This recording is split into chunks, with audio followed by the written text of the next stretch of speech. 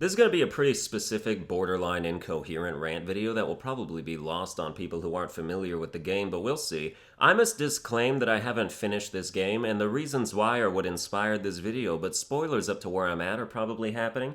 Now, I never played the original Fire Emblem Gaiden, which is what Echoes is a remaster or remake of because I'm not Japanese and I don't know what the fuck a Famicom is, but as someone who's played every Fire Emblem that's had language localization, I'm as familiar with the series as a white American who presses 1 for English can get. When you start playing through a few skirmishes of Echoes, some questions enter your mind. The first is, why are all my units the exact same class? They're all villagers, they all use swords, except Alm, who is a fighter who uses swords, which is very different when you consider the fact that no, it isn't. Faye, Cliff, Gray, Tobin, they might as well all be named Jeff, just tripping over their swords and gaining 1 stat per level. That's something you'll notice right away, is your stats just plain don't go up. I thought I had bad luck at first, but 20 hours is a long time to get fucked by RNG. I have a crater where my asshole used to be, so no, it's ingrained, and 80% of your levels are going to be 2 stats up or less. Get used to paladins with 6 defense and mages with 4 skill. You couldn't use a fire spell to light up a tree with 4 skill if you were in the middle of the woods. And 6 defense paladins? You riding a paper mache horse? My Pegasus Knight has more defense than that shit. You could get one shot by a well-placed pebble throw, you fragile equestrian. And if you think changing your class at least gives you good stat bonuses, think several more times and then take a nap.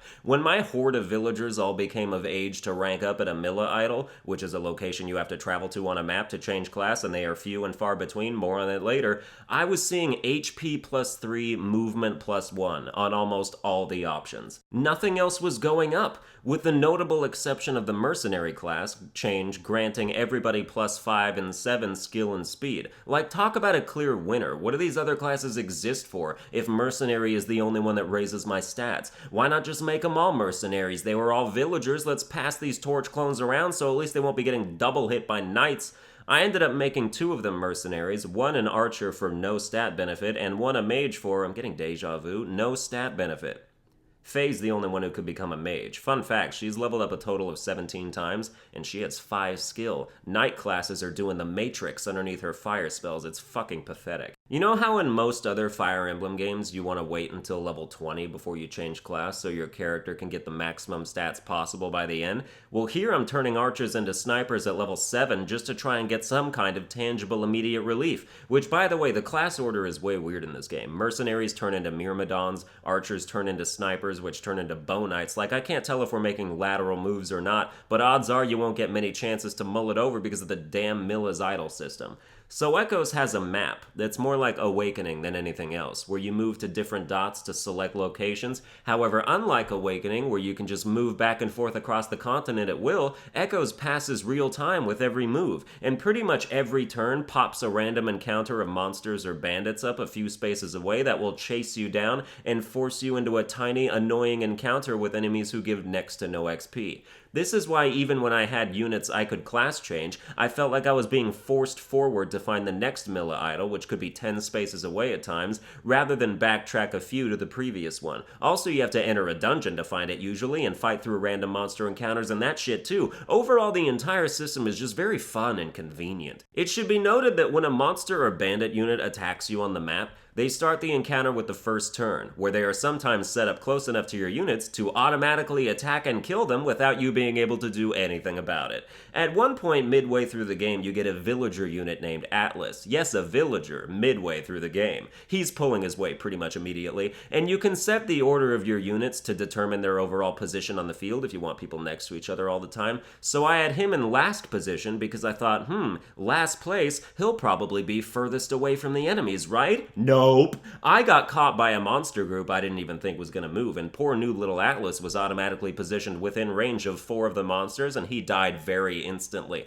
Which is a shame because I was so in need of another mercenary class. Obviously, I restarted because I was on Classic where they die permanently, which is how you should always play the game if you want your tactics to factor into your gameplay even a little bit. If your units can respawn, you'll just turn your brain off, and then what are you even doing? Although in Echoes, there are more ways for your characters to die cheap deaths than any other Fire Emblem I've played, so maybe there's something to that. Echoes introduces a couple enemy classes that can summon monsters, and by summon monsters, I mean flood the screen with wave after endless wave of tile-taking monsters that never get out of your fucking way. They can spawn 6 at a time individually, and if there's a couple of them out there, you can say goodbye to making any progress at all. Early game, I was like, this is insane, but even as you progress and the enemies get stronger, they start spawning stronger monsters. They go from zombies to gargoyles to necro dragons. There was a boss that spawned herds of necro dragons, bulky, hard-hitting creatures that take your whole team to bring down 2 of them. They were just like, what if we have a boss that spawns 4 at a time every other turn? Do you think they'd throw their 3DSs in the trash?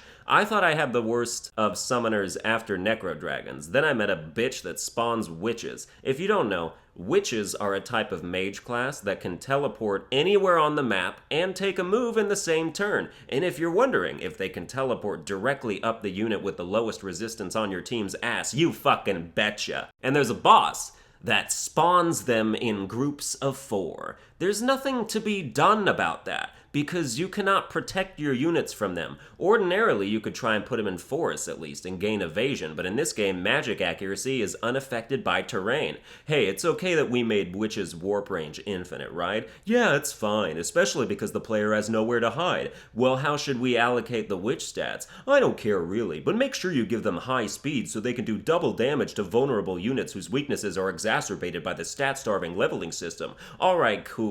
Hey, are we perchance assholes? Now, they deserve it. There comes a point where Echoes becomes less of a strategy game and more of just a mindless slog where you're punished for doing nothing wrong.